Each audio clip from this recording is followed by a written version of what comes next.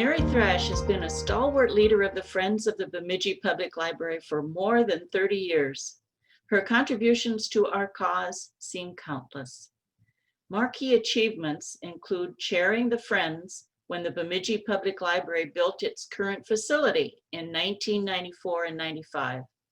She has also proven herself a key ingredient to the enduring success of our on-site Red Door bookstore, one of the Friends' biggest moneymakers. Mary's lifelong passion for libraries and the equitable access of information that they enable grow from experiencing injustices and disappointments in her youth.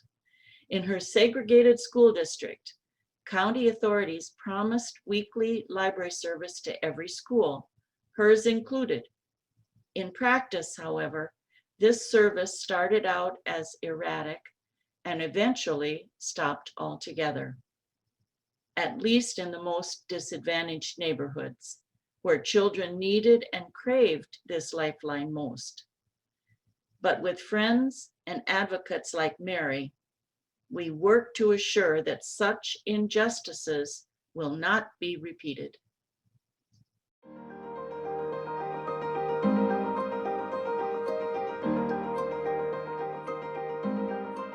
Judy Rardin and Rita Hamann are the Friends of the Brainerd Public Library's indispensable book sale ladies. In a typical year, they head up not one, but 3 annual book sales, 2 full sales and 1 children's sale. These generate between $15,000 and $18,000 of our organizational budget. Obviously, the last year and a half have been anything but normal. But Judy and Rita have been far from idle. Since the onset of the COVID-19 pandemic, the pair have created new and innovative opportunities for our members and the Brainerd community at large. To purchase books, all in compliance with ever-changing CDC and local guidelines on gatherings, which is no small feat. Remarkably, Rita, Judy, and a small group of loyal volunteers have raised more than $12,000 since October 2020, allowing the Brainerd Friends to maintain our financial commitment to our beloved library. Thank you, Rita and Judy.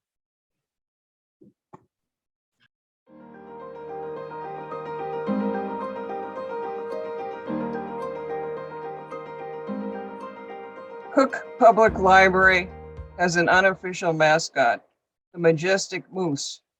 A moose statue can be found outside our small library in rural St. Louis County.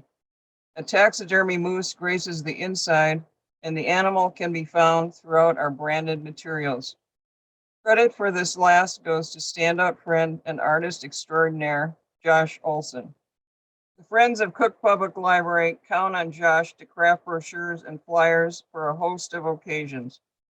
Recent examples include our winter and summer reading programs, the library's Quilt Month, a fundraiser for new carpeting, and our fun Cozy Mystery Play Series.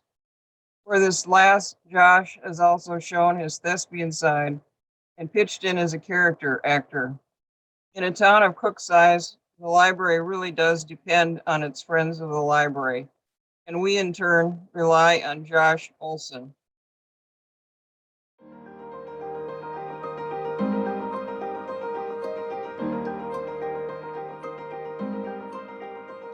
The Friends of Edina Community Library feel extraordinarily fortunate to count Connie Brekken among its leaders. Over the years, she has served with distinction as our president, not just once, but over 4 consecutive terms. She has also taken a turn as both vice president and volunteer coordinator. Connie shares her passion and experience as a Friends leader with every onboarding board member. In addition to those officer and mentor duties, our standout friend is an exemplary project manager as well. Most recently, she shepherded a large Friends bequest earmarked for the design and construction of a public art installation. Visitors to the Edina Community Library are now greeted by the photo-worthy Bear and Bunny sculptural bench in the front entry plaza.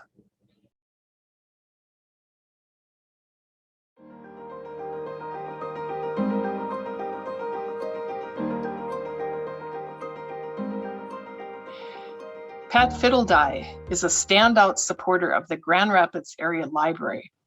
Pat served on the committee that chose artwork for the new building when it was built.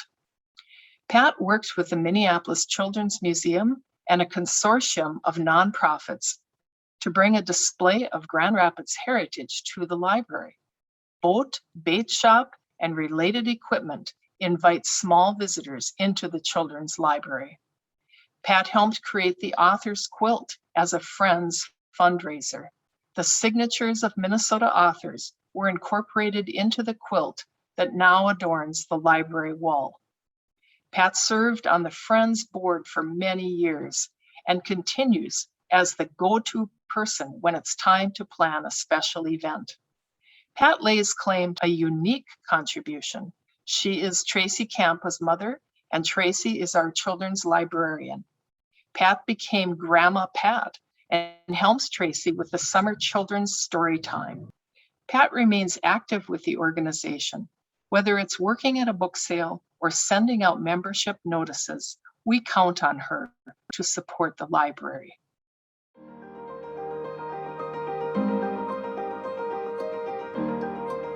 The pandemic and mandatory lockdowns were devastating to library services everywhere.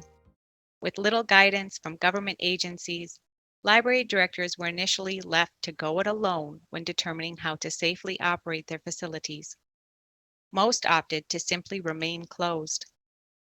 Our director, Patricia Shaffer-Gottschalk, displayed true leadership qualities by rallying her team and providing some level of service continuity to Kasson patrons at the beginning of and all throughout the pandemic.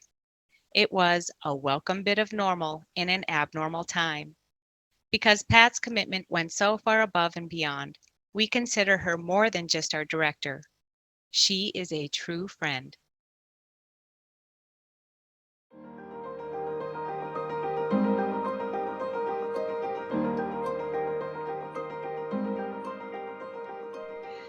Karen Jacowitz is one of the Friends of the Moorhead Library's longest-serving board members and one of the most dedicated volunteers you will find. Karen spends several hours each week sorting and pricing donated books and has spent the past year improving book sales by working with online booksellers and organizing off-site and outdoor book sales.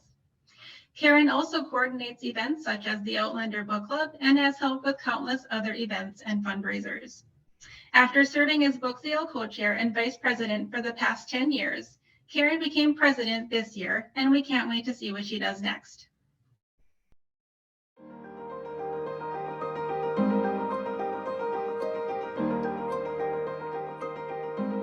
Debbie Navarro is an educator by training, yet, as her decade and more of service with the Friends and Foundation of the Northfield Public Library clearly shows, she is a lifelong learner as well. To offer just one example, she took on and redefined the position of membership coordinator in 2012, and she stayed engaged with membership until 2020. In that time, the library and the Friends undertook a massive capital campaign to fund a needed renovation. This was followed by extensive fundraising for a new bookmobile. Major endeavors like this turned what was originally a modest position into a major commitment. But Debbie never shied away from new or expanded duties. Another example of this is her stewardship of the Friends Scholarship Program, recognizing high school library volunteers. Debbie formed a committee and built this important initiative up from nothing, and it continues strong today.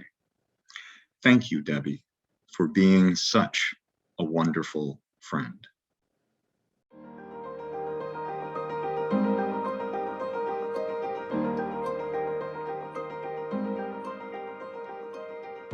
Friends of the Ramsey County Libraries has grown from an all-volunteer library advocacy organization with 50 members in 1979 to a fundraising powerhouse with over 800 members, 3 part-time staff, and a 20-member board of directors. It took leadership and vision to make that happen, and Doug Smith has been one of our most dedicated leaders for over 20 years. Doug is a lifetime Friends member. He has served as a board member and treasurer for 9 years and currently chairs the Finance and Audit Committees. He built our accounting system and annual audit processes, established our financial policies, managed the money for 3 used bookstores and 4 library capital campaigns, and grew our endowment from $350,000 to over $1 million today. It is a pleasure to work with someone who believes so strongly in the importance of libraries and literacy for the community. Thank you, Doug. We truly couldn't do it without you.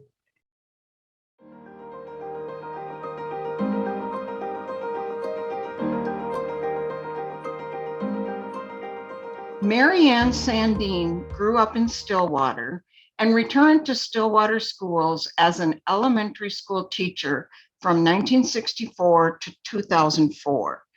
Mary Ann has been involved with supporting the Stillwater Public Library continuously for over 30 years on not 1, but 3 support groups. Wherever she volunteered, she became a leader.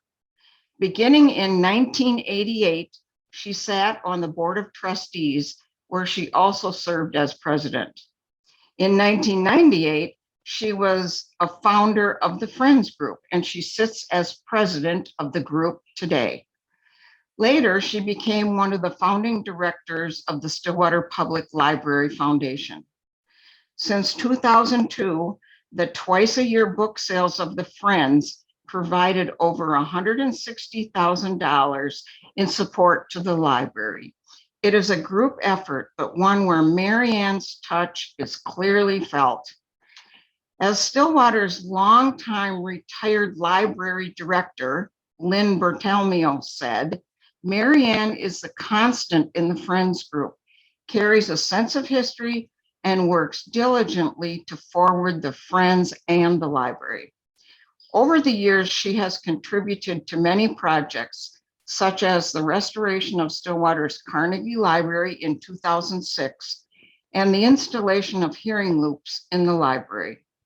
Mary Ann has also made an impression on the state stage as well, serving on the board of the Minnesota Association of Library Friends in 2014.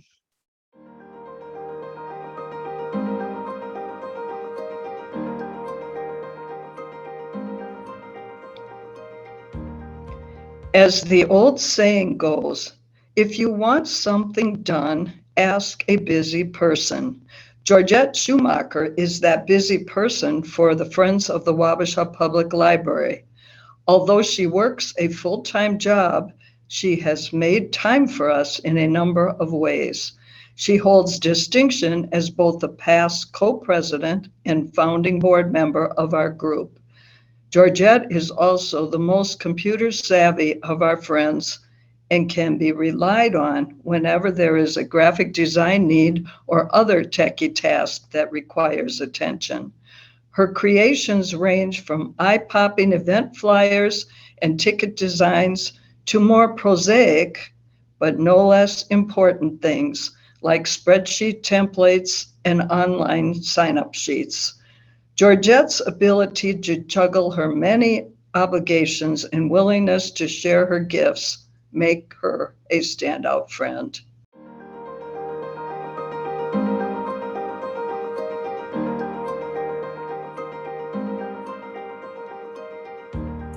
Emily Tipton joined the board of the Friends of the Winona Public Library in 2019, a remarkably short time ago considering her extraordinary contributions to our programming reach and fundraising capacity. Emily almost single-handedly brought Dolly Parton's Imagination Library to Winona. At the onset, she secured tens of thousands of dollars in grant funding and donations to bring this nationally reputed literacy program to our area. When the program kicked off formally in June of 2020, we had hoped to register 1/6 of Winona County's eligible children, ages birth through 5. We surpassed that goal in a single day. During a year when it was difficult to connect with the community from a distance, this program provided a way to reach families across the county. The work doesn't stop there, as the program requires $20,000 each year to continue. However, this challenge has boosted Emily in her efforts, and she has already raised the funds needed to continue getting books in the hands of children for the next few years.